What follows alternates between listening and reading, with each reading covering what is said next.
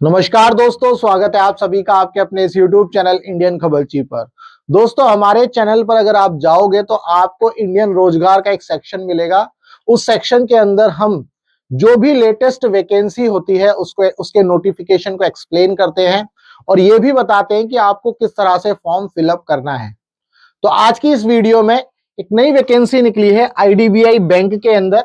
उस वैकेंसी को हम जो है डिस्कस करेंगे और इस वैकेंसी का नाम है recruitment of executive sales and operations ESO, executive sales and operation ESO 2025-26। आज की इस वीडियो में मैं आपको ये पूरा एक्सप्लेन करूंगा कि इसमें कौन एलिजिबल है, कितना आपको सैलरी मिलेगी और क्या क्या बेनिफिट्स होंगे। वो सारी बातें जो है मैं आपको बताने वाला हूं। तो चलिए वीडियो को स्टार्ट करते हैं और समझते हैं कि इस एडवर्टीजमेंट में IDBI बैंक के अंदर जो एग्जीक्यूटिव सेल्स एंड ऑपरेशन की जॉब निकली है वो क्या है। सबसे पहले तो आपको ये समझना है ये कॉन्ट्रैक्ट बेसिस पर है, ये परमानेंट वैकेंसी नहीं है। कॉन्ट्रैक्ट बेसिस पर है तो इसका मतलब हर एक साल बाद आपका कॉन्ट्रैक्ट रिन्यू होगा अगर आपकी परफॉर्मेंस अच्छी होगी तो।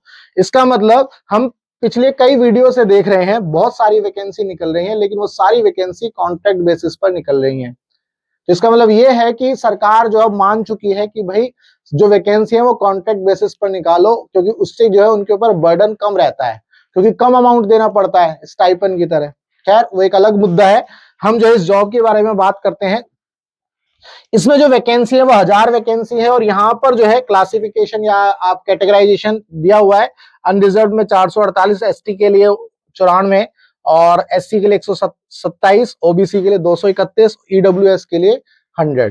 तो ये जो है यहाँ पर पूरा क्लासिफिकेशन, या आप ऐसा बोल सकते हो कि कितनी कितनी वैकेंसी किस कैटेगरी के अंदर है। और फिजिकल हैंडीकैप जो दिव्यांग लोग हैं उनके लिए ये वैकेंसी ये है ना। तो जैसे आगे बात करते हैं, इसमें इसके रिक्रूटमेंट की जो सबसे इंपॉर्टेंट डेट्स हैं वो क्या है। 1 अक्टूबर को जो है इसका नोटिफिकेशन है। Cut off date for eligibility criteria of age and educational qualification. तो 1 अक्टूबर तक आपकी क्वालिफिकेशन एज, वो जो कट ऑफ डेट है वो 1 अक्टूबर है। एडवर्टीजमेंट डेट क्या है, नवंबर 6, 2024, यानी कि ये जो है परसों ही नोटिफिकेशन निकला है। Online registration only includes edit modification of application by candidate. 7 नवंबर से 16 नवंबर के बीच में आप इस फॉर्म को भर सकते हो। कोई भी मॉडिफिकेशन करना है तो कर सकते हो। 16 नवंबर के बाद कुछ नहीं होगा।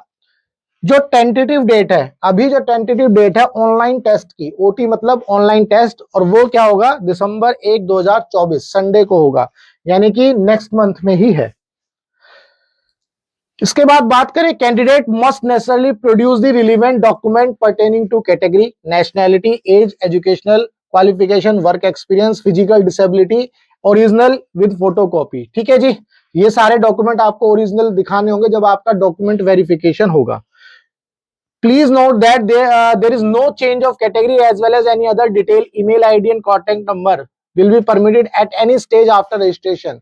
पहले आप इसमें क्या करोगे, रजिस्ट्रेशन करोगे।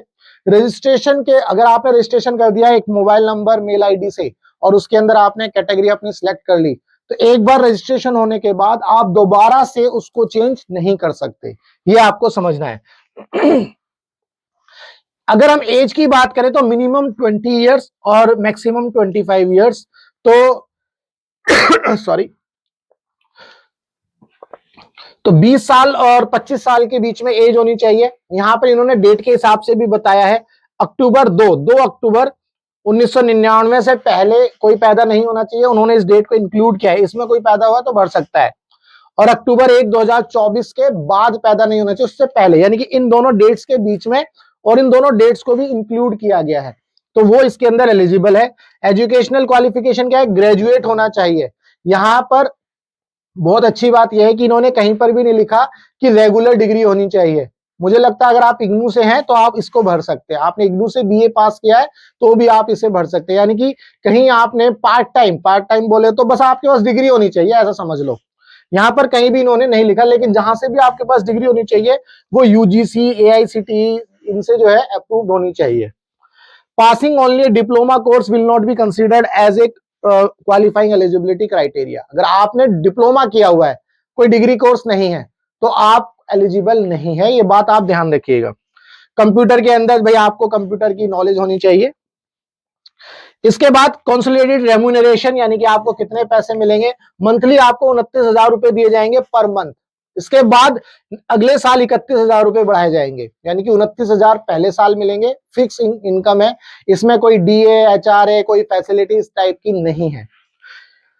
ठीक है जी, यहां पर देखिए लिखा है प्योरली कॉन्ट्रैक्ट बेसिस पर है ये, इसमें कोई डीए एचआरए और कोई भी रेम्यूनरेशन या कोई भी सुपर एनुएशन मतलब retirement benefit, gratuity, provident fund, इस तरह की कोई फैसिलिटी नहीं दी जाएगी। ठीक है, ये आपको समझना है। Seniority, superannuation, terminal benefit, continuation of employ etcetera, इसमें कोई इस तरह का कोई भी मतलब आपकी कोई सीनियोरिटी या जूनियोरिटी इस तरह सा कोई कुछ भी चेक नहीं होने वाला, तो ये बेनिफिट्स यहां पर नहीं है। यहां पर एक चीज है, यहां पर एक पेंशन की सुविधा आपको मिलेगी। However, the appointee would be covered under the IDBI Bank Limited new pension scheme. IDBI bank की एक पेंशन स्कीम है IBL NPS, इस पेंशन स्कीम में आपको कवर किया जाएगा, ये आपको समझना है। ये एक और बात, जो इसमें वैकेंसी है ये ऑल ओवर इंडिया की वैकेंसी है, अलग अलग जगह की वैकेंसी है। तो यहां पर ये लिख रहा है आपको कहीं पर भी ट्रांसफर किया जा सकता है, इंडिया के अंदर और आउटसाइड द इंडिया, ये तो इनकी जनरल टर्म्स एंड कंडीशन रहते हैं। करियर प्रोस्पेक्ट्स क्या है, आपको ये समझना होगा कि ये कॉन्ट्रेक्चुअल बेसिस पर ये वैकेंसी है और इसमें 1 साल का कॉन्ट्रैक्ट होगा। इसको बढ़ा सकते हैं अगर सेटिस्फैक्टरी परफॉर्मेंस है, आपका परफॉर्मेंस अच्छा रहता है। Completion of assigned mandatory E certification, आपको कोई काम दिया है आपने उसको अच्छे से किया है। अवेलेबिलिटी ऑफ वैकेंसी, वैकेंसी की अवेलेबिलिटी है। Any other criteria that bank में decide from time to time, bank अगर डिसाइड करता है तो इसमें जो आपको परमानेंट कर भी सकता है, इसको इंक्रीज भी करा सकता है, जो भी है वो बैंक के ऊपर डिपेंड करता है। देखो यहां लिखा है on successful completion of a period of 2 years of contractual service. यहां पर बहुत इंपॉर्टेंट बात लिखी है, appointee shall become eligible for appointment as junior assistant manager JAM grade O in the bank through a selection process that would be conducted by the bank. Bank जो है junior assistant manager की भी vacancy निकालता है। अगर आपने 2 साल का जो है टर्म पूरा किया कॉन्ट्रैक्ट वाला, उसके बाद जब भी इस तरह की वैकेंसी निकलेगी और आप उसमें भरते हैं और आप उसमें सिलेक्ट होते हैं तो आपको इसमें प्रेफरेंस दी जाएगी बेसिकली। ठीक है, तो आप उसके लिए एलिजिबल भी हो जाएंगे, साफ साफ लिखा है appointee shall become eligible for appointment. ठीक है जी, ऑन ज्वाइनिंग बैंक सर्विसेज है जो, अब ये तो यहां पर इसकी बात हो रही है, इसकी बात अब आगे इसकी जरूरत नहीं है, बस आपको मैंने एक्सप्लेन कर दिया। अब इसमें जो है सिलेक्शन प्रोसेस क्या है, सिलेक्शन प्रोसेस में आपका ऑनलाइन टेस्ट होगा, उसके बाद आपका डॉक्यूमेंट वेरिफिकेशन होगा, फिर पर्सनल इंटरव्यू होगा and pre recruitment medical test, आपका मेडिकल टेस्ट भी होगा। Online test, document verification, interview और ऑनलाइन और मेडिकल टेस्ट, ये 4 चीजें आपकी होंगी। अगर हम एग्जामिनेशन का स्ट्रक्चर देखें तो किस तरह से रहेगा, logical reasoning, data analysis and interpretation में 60 क्वेश्चन आएंगे, इंग्लिश लैंग्वेज में 40, क्वांटिटेटिव एप्टीट्यूड में 40, जनरल इकोनॉमी, बैंकिंग अवेयरनेस और कंप्यूटर आईटी में 60 क्वेश्चन आएंगे। इनके सभी मार्क्स यानी कि हर क्वेश्चन 1 मार्क्स का होगा, तो यहां पर जो है टोटल मार्क्स यहां पर दिए गए हैं 60, 40, 4 सभी मार्क्स यहां पर दिए गए हैं और मार्क्स के हिसाब से, क्वेश्चन के हिसाब से टाइम अलॉट भी किया गया है, टाइम अलॉट भी किया गया है 40, यहां पर 20, यहां पर 35, यहां पर 25, तो टोटल हो गया 120। ठीक है जी,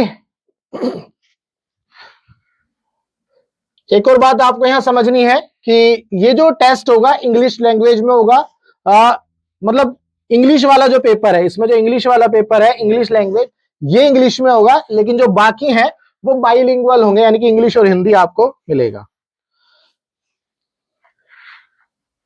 यहां पर एक और बात समझनी है, each candidate will be required to obtain a minimum score in each section of online test and also secure a minimum total score to be considered to be shortlisted for interview. अगर आपको interview के अंदर select होना है तो हर section के अंदर minimum cut off होगी, हर सेक्शन के अंदर आपका मिनिमम जो स्कोर है वो मिनिमम कट ऑफ से ज्यादा होना चाहिए, यानी कि इंडिविजुअल कट ऑफ है, ये समझ लो, इसको सिंपल भाषा में बोलते हैं कि इंडिविजुअल कट ऑफ। हर सेक्शन में आपको अलग अलग पास होना जरूरी है, अगर आप चारों में से किसी एक सेक्शन में फेल हैं तो आपको कंसीडर नहीं किया जाएगा। Minimum cut off will be decided by the bank and candidate shortlisted for interview, ये बैंक डिसाइड करेगा। इसके बाद इसमें जो है पेनल्टी भी है, यानी कि नेगेटिव मार्किंग है 1/4 और 0.25 ऑफ द मार्क्स, यानी कि 1/4 आपकी नेगेटिव मार्किंग है। ठीक है। Each candidate will be required to obtain a minimum score in each test of the OT for the selection of process। मैंने आपको ये बता ही दिया है। आगे बात करते हैं पर्सनल इंटरव्यू की। पर्सनल इंटरव्यू में क्या, cut off will be decided and candidate will B shortlisted for personal interview, ये ऑलरेडी बताया। यहां पर ये लिखा है कि भाई आपको जो है कोई मार्क्स शेयर नहीं किए जाएंगे जब तक फाइनल सिलेक्शन नहीं होता, बीच में किसी कैंडिडेट को कोई मार्क्स शेयर नहीं किए जाएंगे। During personal interview candidate will have the option to answer the questions in Hindi और इंग्लिश। जब आपका इंटरव्यू होगा तो आप हिंदी इंग्लिश दोनों में जो है अपने जो है क्या कहते हैं आंसर्स दे सकते हैं। पर्सनल इंटरव्यू शेल, यहां पर ये बहुत इंपॉर्टेंट बात है कि भाई इंटरव्यू का कितना वेटेज है और रिटर्न का कितना वेटेज है, ये भी कई बार सवाल रहता है बच्चों के मन में। तो personal interview shell be of 100 marks, तो और जो है रिटर्न टेस्ट हमने देख लिया 120 मार्क्स का है, तो यानी कि टोटल हो गए 220 मार्क्स। ठीक है। Shall be of 100 marks and candidate need to score the minimum qualifying marks in interview, यानी कि 50 नंबर तो इसमें लाने ही लाने हैं। इंटरव्यू के अंदर अगर आपका इंटरव्यू हो रहा है तो आपको 50 मार्क्स होने ही होने हैं। ठीक है जी। और SC ST के लिए कितने हैं, 45 मार्क्स। यहां पर सबसे इंपॉर्टेंट जो फाइनल सिलेक्शन होगा वो किसके बेसिस पर होगा, वो इस बेसिस पर होगा 3/4 ऑफ OT यानी कि ऑनलाइन टेस्ट, यानी कि 75% आप 75% of online test marks plus 25% of interview test, है ना। यानी कि आपका जैसे 120 मार्क्स का है तो 75% 120 का ले लेंगे और 1/4 ऑफ इंटरव्यू, तो यानी कि 25% किसका ले लेंगे, आपका इंटरव्यू का ले लेंगे। तो आपके जो भी मार्क्स आए हैं ऑनलाइन टेस्ट के अंदर 120 में से जो भी मार्क्स आए हैं उसका हम 75% लेंगे और जो पर्सनल इंटरव्यू में आए हैं उसका 25% लेंगे और उनको जोड़ देंगे, तो जो फाइनल स्कोर बनेगा उसके बेसिस पर आपका सिलेक्शन होगा। सिलेक्शन बेसिकली इसके बाद फाइनल मेडिकल टेस्ट भी होगा, मेडिकली फिट होना चाहिए स्टूडेंट। ठीक है। अब eligibility criteria age on October 1, 2024, यानी कि 1 अक्टूबर 2024 की जो है डेट है वो कट ऑफ डेट है। इसी डेट पर आपकी जो है क्या चेक करी जाएगी जी, एलिजिबिलिटी। तो नेशनैलिटी क्या होनी चाहिए, इंडियन होनी चाहिए, बाकी इसमें डिटेल लिखी है, इसकी जरूरत नहीं है। एज लिमिट के अंदर जो है रिलैक्सेशन, शेड्यूल कास्ट के लिए 5 इयर्स का रिलैक्सेशन है। बैकवर्ड क्लासेस जो नॉन क्रीमी लेयर है OBC उनके लिए जो है 3 इयर्स का क्लासिफिकेशन है। PWBD के लिए जो है 10 साल का क्लासिफिकेशन रिलैक्सेशन है। एक्स सर्विसमैन के लिए 5 साल का। पर्सन्स अफेक्टेड बाय 1984 रियोट्स, दंगों में जो 1984 के दंगों में कोई इफेक्ट रहा होगा तो उसको 5 साल का रिलैक्सेशन है। यहां पर एक बात याद रखनी है, इसमें जो है एक लाइन लिखी हुई है क्यूमुलेटिव बेसिस पर है। क्यूमुलेटिव बेसिस का मतलब है मान लो कोई एक्स सर्विसमैन है वो SC भी है तो दोनों में से किसी एक के ऊपर बेनिफिट दिया जाएगा, है ना, ये इसका मतलब है। ऐसा नहीं है कि 5 साल यहां ले लिया और 5 साल SC का भी ले लिया तो नहीं होगा। ठीक है, कोई भी एक बेनिफिट इसमें मिलेगा।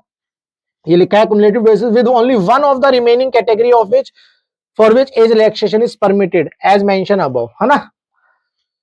इसके बाद जनरल कैटेगरी के लिए तो हमने एज बताई दी है, कितनी थी, 21 से 25 के बीच में होना चाहिए, है ना। Candidate seeking age relaxation will be required to submit necessary valid certificate. जो भी एज रिलैक्सेशन का के लिए जो अप्लाई कर रहा है उसके पास वैलिड सर्टिफिकेट होना चाहिए। एजुकेशनल क्वालिफिकेशन क्या है भाई, ये तो मैंने ऑलरेडी बताई दिया, आपके पास डिग्री होनी चाहिए और वो कहीं से भी होनी चाहिए। यहाँ पर कहीं ऐसा नहीं लिखा है कि अगर आपने इग्नू से किया है BA या पार्ट टाइम कोरस्पॉन्डेंस से किया तो आप एलिजिबल नहीं हो, ऐसा कहीं नहीं लिखा हुआ, आप इसमें भर सकते हो। बस कट ऑफ डेट याद रखनी है। यहाँ पर एक और इंपॉर्टेंट बात है, बहुत सारे लोग सोचेंगे कि हमने अभी पेपर दे दिया लेकिन हमारा प्रोविजनल नहीं आया, बहुत सारे बच्चे ऐसा सोचते हैं। नहीं, यहाँ पर आपको ये समझना है कि आपके पास वो सर्टिफिकेट होना चाहिए। अगर नहीं है तो आप जो है इसको भरने से पहले अपना एग्जाम का वो सर्टिफिकेट है वो निकाल लो। ठीक है, तो ये बहुत इंपॉर्टेंट है। Candidate must therefore possess proper marksheet and certificate before registering. देखो साफ साफ लिखा है आपके पास मार्कशीट और जो है सर्टिफिकेट्स पहले से ही अवेलेबल होने चाहिए कट ऑफ डेट से पहले। कोई भी पेपर आप अगर मान लो आपकी डिग्री पर जो है, जब आप मान लो आपका पेपर पहले हो गया, आपने पास भी कर दिया, तो अगर आपकी डिग्री पर जो कट ऑफ डेट है इस 1 अक्टूबर 2024 के बाद की है तो कंसीडर नहीं करे जाओगे, ध्यान रखना, उससे पहले की डेट होनी चाहिए। कैरेक्टर आपका अच्छा होना चाहिए भाई, कैरेक्टर तो अच्छा ही रहता है बच्चों का। Final selection of candidate will be subject to their medical fitness, medical fitness भी होगा। ठीक है, कैसे अप्लाई करना है? ऑनलाइन मोड में अप्लाई करना है। 7 नवंबर से 16 नवंबर के बीच में ऑलरेडी बता चुका हूं। अब आप जब अप्लाई करेंगे तो क्या क्या जरूरी चीजें हैं आपके पास? एक पर्सनल मेल आईडी और ईमेल आईडी आपकी एक्टिव होनी चाहिए, ये चेंज नहीं करनी है। आपके पास फोटोग्राफ जो है हैंड रिटन जो है, basically photograph, thumb impression, hand written declaration, signature, ये सब होना चाहिए। अब इसकी बात करेंगे। जो हैंड रिटन डिक्लेरेशन है ये इस तरह से ये लिखा हुआ होना चाहिए, आई यानी कि आई आपका नाम, hereby declare that all the information submitted by me in the application form is correct, true and valid, I will present the supporting document as and when required. तो यहां पर जो है इसको साइन करना है। ये आपको ध्यान रखना है, ये आपको अपने हाथ से लिखना है, भाई से या बहन से नहीं लिखवाना है। कहीं भी अगर आपकी राइटिंग मैच नहीं करती है ड्यूरिंग द सिलेक्शन प्रोसेस और आफ्टर द अपॉइंटमेंट, तो आपका जो है कैंडिडेचर जो है वो रिजेक्ट हो सकता है, आपको सिलेक्शन से निकाला जा सकता है। अगर आपका जो अपॉइंटमेंट हो गया तब भी आपको निकाल सकते हैं। तो सब कुछ आपको अपने हाथ से लिख करके करना है। ठीक है, तो 3 चीजें हैं, सिग्नेचर हो गया आपका, स्कैन फोटोग्राफ हो गया, थंब इंप्रेशन हो गया, हैंड रिटन डिक्लेरेशन हो गया, एंड सिग्नेचर। ये 4 चीजें आपको समझनी है। Should be of candidates and not on any other person, यहाँ लिखा हुआ है कि आपका होना चाहिए, कैंडिडेट का होना चाहिए। अगर ये कभी भी डिसिमिलर या डिफरेंट हुआ तो आपका जो है सिलेक्शन नहीं होगा, ये साफ साफ यहाँ पर लिखा है। और ये देखो ये भी लिखा है, rejected at any time of the process including OT, कभी भी कर सकते हैं। ओटी मतलब ऑनलाइन टेस्ट, ओवर टाइम नहीं, या ऑपरेशन थिएटर नहीं। Application procedure, candidate should be submit only one application for the advertise post. ऐसा नहीं है कि मल्टीपल उन्होंने जो है फॉर्म भर दिए हैं, तो ऐसा नहीं करना है, मल्टीपल एप्लीकेशन नहीं करनी है। ठीक है, please note that the particulars mention in the online application including name of the candidate, category, date of birth, address, mobile number, email ID, ये जो है अगर आपने एक बार भर दिया तो बाद में कोई चेंज या मॉडिफिकेशन नहीं होगा, ये आपको समझना है। Candidates are advise to use while selection the category, select करते वक्त ध्यान देना, अगर आपकी कैटेगरी एससी है तो आपको ध्यान से एससी ही भरना है, क्योंकि आपके पास सर्टिफिकेट होना चाहिए। अगर आपने एक बार सिलेक्ट कर लिया तो उसके बाद ऐसा नहीं है कि उसको चेंज करा जा सकता है, वो चेंज नहीं होगा। बैंक की वेबसाइट पर जाकर के विजिट कर सकते हैं, www.idbibank.in, वहां पर आपको करियर और करंट ओपनिंग का एक सेक्शन मिलेगा, उसके अंदर recruitment of executive, operation and sales, वहां पर एक ऑप्शन मिलेगा, वहां पर जाकर के इसको अप्लाई कर सकते हैं। तो अप्लाई करने के लिए क्या करना है, वहां पर पहले आपको रजिस्ट्रेशन करना होगा। ठीक है, रजिस्ट्रेशन करने के लिए क्या है, पहले आपको अपना कॉन्टैक्ट नंबर और ईमेल आईडी से एक रजिस्ट्रेशन करेंगे तो एक नंबर जनरेट होगा और एक पासवर्ड जनरेट होगा। ठीक है, वो पासवर्ड और ये जो है रजिस्ट्रेशन नंबर आप कहीं पर नोट कर लेंगे, अदरवाइज ये ईमेल पर भी आपके आएगा, तो आपको ध्यान रखना है इसको। अब ये यहाँ पर पूरा प्रोसेस जो है इन्होंने बताया है कि भाई आपको फॉर्म कैसे भरना है। खैर, फॉर्म भरने में थोड़ा सा अब यहाँ पर हम इसको नहीं बताएंगे, अगर किसी को कोई दिक्कत होती है इस वीडियो में कमेंट करना, तो हम आपको फॉर्म भरना भी सिखा देंगे। ठीक है जी, चलो यहाँ पर अब ज्यादा बात नहीं करते हैं, अब आगे बढ़ते हैं इसमें फॉर्म भरने में। तो यहाँ इंपॉर्टेंट पॉइंट, ऑनलाइन पेमेंट कितनी है जी, 250 रुपीज है SC ST PWBD कैंडिडेट्स के लिए, और 1050 रुपए है जनरल कैंडिडेट्स के लिए। ठीक है, तो 250 रुपए बता दिया मैंने किन के लिए और 1050 किन के लिए। एक और बात यहाँ याद रखनी है कि एक बार आपका ट्रांजेक्शन हो गया तो अगर आपकी फीस कट गई तो रिफंड नहीं होगी, ये भी आपको समझना है। इसके बाद यहाँ पर no mode other than online mode, online mode के अलावा कोई पेमेंट का ऑप्शन नहीं है। और सबसे अच्छी बात इसके अंदर, अगर आप सोच रहे हो कि आप पेमेंट कैसे कर पाओगे, क्या यूपीआई से कर पाएंगे, पेटीएम वगैरह से, है ना, या फोन पे से, नहीं, इसमें पेटीएम यूपी उससे नहीं कर पाएंगे, आपके पास नेट बैंकिंग होना चाहिए। देखिए यहाँ पर क्या क्या लिखा है, या तो डेबिट कार्ड होगा, या क्रेडिट कार्ड होगा, या इंटरनेट बैंकिंग होगा, IMPS होगा, कैश कार्ड होगा। ठीक है, यहाँ पर साफ साफ लिखा है mobile wallets by providing information as asked on the screen, इसमें यूपीआई का कहीं पर भी नहीं लिखा है। तो यहाँ पर लिखा है फीस एक बार सबमिट कर दी तो भाई आपके पैसे कट गए और जो है रिफंड नहीं होंगे, आपको पेपर देना ही है, नहीं देना तो घर बैठो। On successful completion of transaction आपके पास ई रिसिप्ट जनरेट होगी, ये बहुत इंपॉर्टेंट है। जब तक ई रिसिप्ट जनरेट नहीं होती है तब तक आपको जो सिस्टम है, जो लैपटॉप है या कंप्यूटर है, उसकी स्क्रीन को आगे पीछे नहीं करना है, मतलब बैकवर्ड या मतलब फॉरवर्ड नहीं जाना है, रुकना है जब तक ये रिसिप्ट जनरेट नहीं होती। अगर ये रिसिप्ट जनरेट नहीं हुई इसका मतलब पेमेंट नहीं कटी, तो ये आपको समझना है, तो दोबारा करना पड़ेगा पूरा प्रोसेस। सिक्योरिटी का ये ध्यान दिया जाएगा भाई, आप इसको ब्राउजर को बंद कर दीजिएगा। डॉक्यूमेंट्स कौन कौन से हैं? एज के लिए आपका 10th क्लास और 12th क्लास का सर्टिफिकेट, एजुकेशनल क्वालिफिकेशन के लिए वही 10th 12th और ग्रेजुएशन का सर्टिफिकेट, कास्ट सर्टिफिकेट आपका होना चाहिए, वर्क एक्सपीरियंस अगर कोई है तो वर्क एक्सपीरियंस सर्टिफिकेट होना चाहिए, पर्सन विद डिसेबिलिटी वो सर्टिफिकेट होना चाहिए। ठीक है, यहां पर जो है सारी चीजें बताई गई हैं। इसके बाद ऑनलाइन टेस्ट जो है टेंटेटिव डेट ऑलरेडी बता दिया है। आपको वेबसाइट जो है रेगुलरली चेक करनी है, आपके मेल पर ही सारा इंटीमेशन आएगा। Action against candidate found guilty, अगर कोई गिल्टी या मिसकंडक्ट होता है या अनफेयर यू मींस यूज करता है तो भाई आपका जो है कैंडिडेचर जो है कैंसिल हो सकता है। यहां पर एक और अच्छी बात है, प्री एग्जामिनेशन ट्रेनिंग, जो बच्चे इसको सिलेक्ट करेंगे प्री एग्जामिनेशन ट्रेनिंग को, तो उनको प्री एग्जामिनेशन ट्रेनिंग दी जाएगी। प्री एग्जामिनेशन का मतलब है जो मैं आपको इस वीडियो में बता रहा हूं ना, फॉर्म कैसे भरना है, कहाँ कौन कौन एलिजिबल है, वही ट्रेनिंग यहाँ पर आपको बताएंगे। ठीक है, तो वहां पर बताएंगे क्या क्या चीजें होंगी, किस तरह से आपका एग्जाम को अटेम्प्ट करना, वो सब बताने वाले हैं। Candidate will not be called for PET if they do not opt for the same, जब फॉर्म भरते वक्त अगर आपने ऑप्ट नहीं किया तो आपको नहीं बुलाया जाएगा, अगर आपने ऑप्ट किया तो आपको बुलाया जाएगा प्री एग्जामिनेशन ट्रेनिंग के लिए, ध्यान रखना। रिजर्वेशन के लिए बताई दिया। अच्छा, जो इकोनॉमिकली वीकर सेक्शन लोग हैं उनके लिए जो है जो लिमिट है किसकी इनकम की, वो 8 लाख रुपए है। और ये कब डिसाइड होगी? 1 अप्रैल 2024 की डेट से डिसाइड होगी, 1 अप्रैल 2024 की डेट से। ठीक है जी, ये सब जो है डेफिनेशन ऑफ कैटेगरी, जो डिसेबिलिटी वाली कैटेगरी है जैसे orthopedically handicap, visually handicap, visually impaired, ये सब डिटेल्स यहाँ पर दी गई है, इनकी जरूरत नहीं है। ठीक है, इस सर्टिफिकेट के बारे में बताया जा रहा है। उम्मीद करते हैं हम जो है बाकी चीजें समझ चुके हैं। जो हैंडीकैप लोग हैं, फिजिकली हैंडीकैप यानी कि जो दिव्यांग है, उनको जो एक्स्ट्रा टाइम भी दिया जाता है, तो यहाँ पर नोटिफिकेशन में दिया गया है कि किसको 20 मिनट एक्स्ट्रा दिए जाएंगे पर आवर। तो ठीक है, उस तरह से यहाँ पर दिए सारी चीजें। अब हम जो है सीधा ही नीचे बढ़ेंगे, कहां पर? जब आपको यहाँ पर अब कुछ नहीं है, ये डिस्क्लेमर हो गया।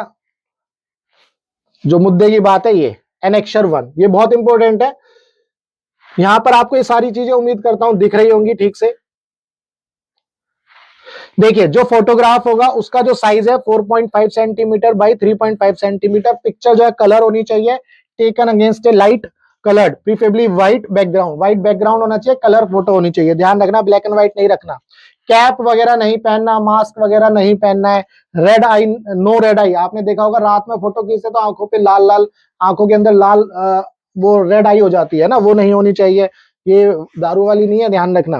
Cap, hat and dark glasses are not acceptable, ये सब एक्सेप्टेबल नहीं है। पिक्सल कितना होना चाहिए? 200 बाई 230 का पिक्सल होना चाहिए। 20 KB का साइज होना चाहिए, 20 KB से 50 KB के बीच में। ये था फोटोग्राफ के लिए, है ना। Same must be affix on print out of the online call, जब आपको ऑनलाइन कॉल लेटर मिलेगा उसके ऊपर यही फोटो आपको लगानी भी है। ठीक है, और उसका ओरिजिनल। सिग्नेचर कैसे होने चाहिए? देखो यहाँ पर signature, the candidate should sign on white paper with black ink pen.